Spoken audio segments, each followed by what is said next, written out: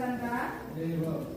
Algi. Baik, berarti ada satu teman kita yang tidak hadir sampai hari ini. Udah 2 kali pertemuan ya, Delka tidak hadir.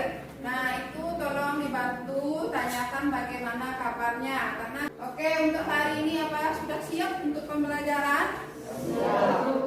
Siapa yang masih ingat materi minggu lalu? Nah, silakan.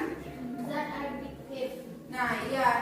Minggu lalu kita mempelajari tentang zat adiktif dan zat adiktif. Apa yang dimaksud dengan zat adiktif?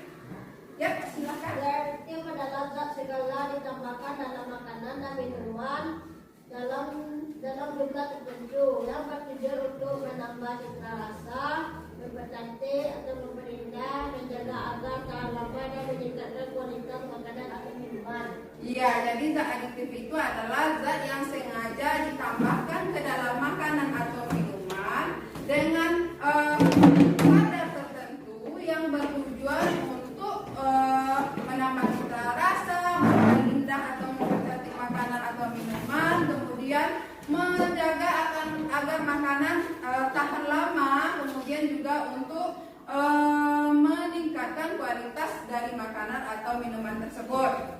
Nah, sekarang kalau zat adiktif apa? Ya, silakan. Zat adiktif adalah zat yang dapat menyebabkan ketergantungan atau ketagihan, contohnya rokok. Iya, jadi zat adiktif itu adalah zat yang dapat mengakibatkan ketergantungan atau ketagihan apabila kita konsumsi. Akan dicerna oleh sistem pencernaan kita, nanti diedarkan oleh siapa yang mengedarkannya? Darah ya. Jadi pada hari ini kita akan mempelajari bagaimana mekanisme atau sistem peredaran darah pada manusia. Iya, pada manusia. Manfaat kita mempelajari sistem peredaran darah itu apa saja? Ya, silakan. Dapat mengetahui fungsi darah, dapat mengetahui komponen penyusun darah, dapat mengetahui organ sistem peredaran darah, dan mengetahui mekanisme pembekuan darah. Iya, akan disimak video berikut. Dengarkan informasi yang disampaikan. Kita semua pasti pernah mengalami namanya luka.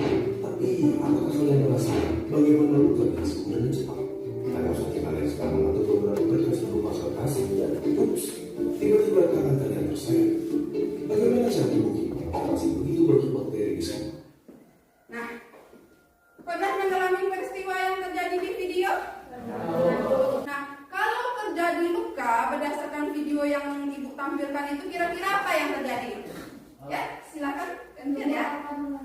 Darah. Siapa tadi lagi? Ya. Bagian yang terluka akan terasa sakit sama ini. Iya, jadi bagian yang terluka akan terasa sakit atau perih. Berdasarkan video tadi, nah, yang ingin sekali diketahui tentang materi kita hari ini apa? Ya. Mengapa darah bisa berhenti mengalir beberapa saat setelah terjadi luka? Kemudian untuk pertanyaan nomor 2 ada yang ingin bertanya? Apa saja komponen-komponen penyusun darah?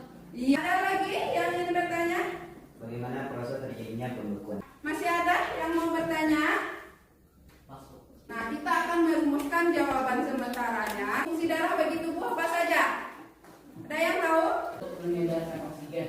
Ya, mengedarkan oksigen. Pertanyaan nomor 2. Kenapa darah bisa membeku? Karena ada trombosit. Nah, karena ada trombosit. Pertanyaan yang ketiga tadi. Saudara itu ada saudara apa saja? Saudara merah. Apa lagi? Saudara putih. Apa lagi? Trombosit atau keping darah. Trombosit atau keping darah.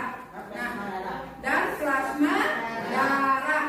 Kalau masih belum lengkap, belum tepat atau masih ada yang kurang, nah itu yang akan kita pelajari hari ini. Kita kelompoknya sudah dibagi, jadi ibu tidak bagikan karena Anda sudah duduk berkelompok. Nanti Ananda akan bekerja di LKPD seperti biasa ya. Nah, kegiatannya ada di sini. Silakan dilaksanakan kegiatan sesuai panduan LKPD. Untuk sumber informasi, bahan rujukan Ananda berdiskusi, nanti ibu akan membagikan bahan ajar ya. Kemudian untuk tambahannya agar Ananda lebih semangat lagi, ibu akan menampilkan video. Silakan disimak videonya. Perkenalkan, nama aku Nuri, si dadar merah yang selalu ceria. Aku akan membawakan menjelajahi sungai kehidupan tempat tinggalku. Apa sih sungai kehidupan itu? Kalau penasaran, ayo ikut denganku. Sekarang kita sedang berada di tubuh manusia. Di dalam tubuh manusia terdapat sungai kehidupan, namanya peredaran darah. Aku tinggal di sana bersama kawan-kawanku. Aku tersusun oleh plasma darah dan elemen seluler. Plasma itu cairan yang mengandung zat-zat berlarut seperti air, garam, dan protein. Sedangkan elemen seluler tersusun atas sel-sel darah. Oke, kita lihat elemen seluler yang ada di sini yuk. Lihat yang sedang bergerombol itu. Nah, itu si Eri. Nama panjangnya eritrosit. Sisa darah merah yang menyusunku. Warna merah ini dari hemoglobin. Itulah suatu protein yang mengandung unsur besi. Emi ini paling banyak menyusun aku loh. Iya, setiap 1 mm kubik atau sekitar 1 tetes terdapat 4-5 juta sel darah merah. Silakan diskusikan kegiatan berikut dengan teman-temannya.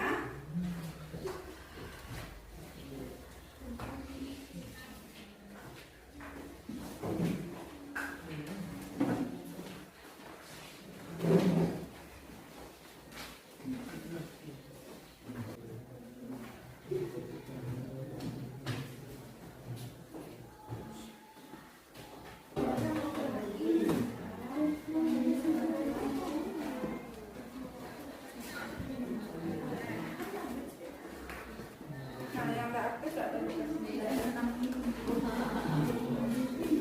jadi yang nggak itu nggak ada nilainya ya.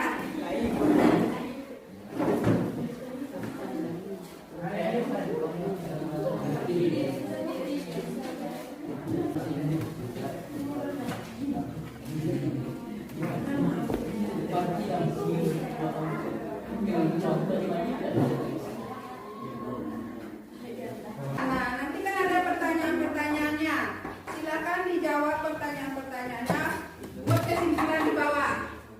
Ya, sesuai dengan kegiatan kita. Jadi jangan melenceng. Assalamualaikum warahmatullahi wabarakatuh.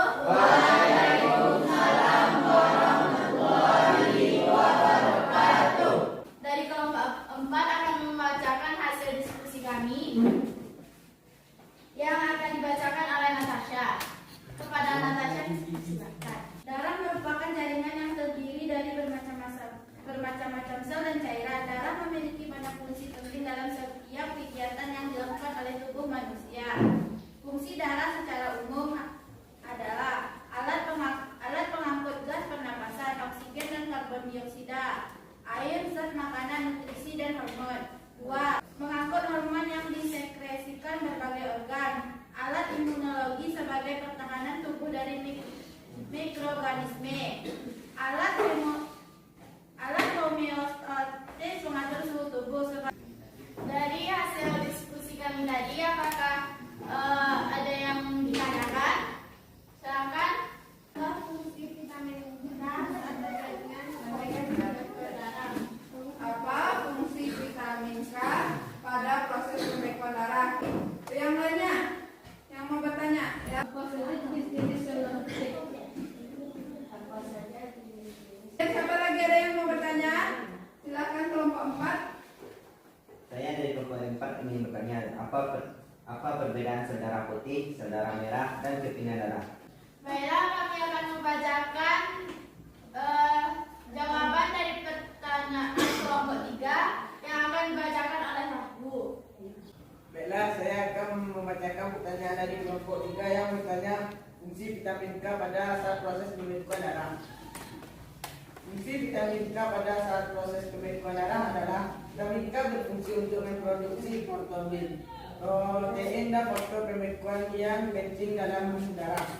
Selain itu, meningkatkan kecepatan pembekuan darah, dan jika terjadi luka, memang cepat sembuh. Sekian. Nah, jadi jawaban dari kelompok 4 itu, fungsi vitamin K itu kalau saat terjadi luka, berperan dalam mengaktifkan enzim untuk mempercepat proses pembekuan darah.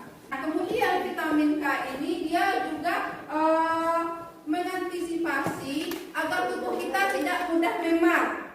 memar yang ada di tangan kita ketika kita terbentur, ketika kita terluka, itu proses penghilangannya tidak lepas dari bantuan dari vitamin K.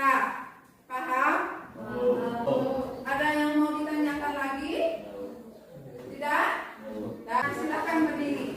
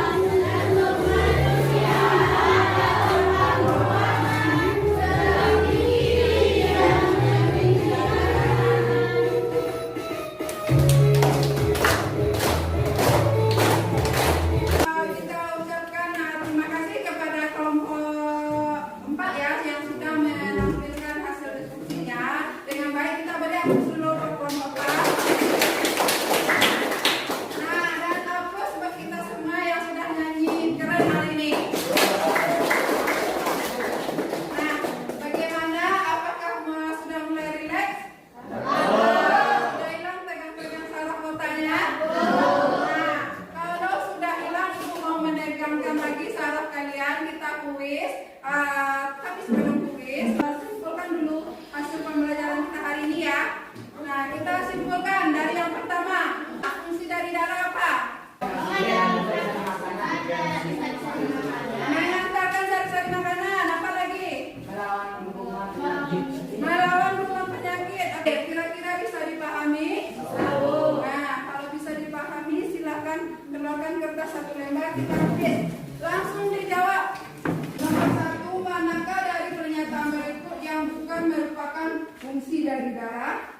A. Mengangkut oksigen dan karbon dioksida. B. Membunuh kuman. C. Meneruskan rangsangan ke otak. D. Mengangkut sistem metabolisme. Nomor 4, diketahui sel darah mempunyai ciri-ciri sebagai berikut. 1. Bentuknya tidak tetap. 2. Bergerak bebas di luar pembuluh darah. 3. Jumlah normalnya 8.000 tiap 1 mm kubik. Sel darah yang mempunyai ciri-ciri tersebut adalah A. Sel darah merah. B. Keping darah. C. Sel darah putih. D. Sel plasma darah. Ya, kalau sudah silakan dikumpul. Oke, dengan selesainya kuis tadi berarti pembelajaran kita hari ini selesai. Kedepannya jangan lupa baca buku. Kita minggu depan akan mempelajari tentang organ peredaran darah dan mekanisme peredaran darah pada manusia. Nah, akhir kata Ibu ucapkan assalamualaikum warahmatullahi wabarakatuh. Waalaikumsalam warahmatullahi wabarakatuh. Nah, silakan berdoa. Duduk siap. Nomor 3.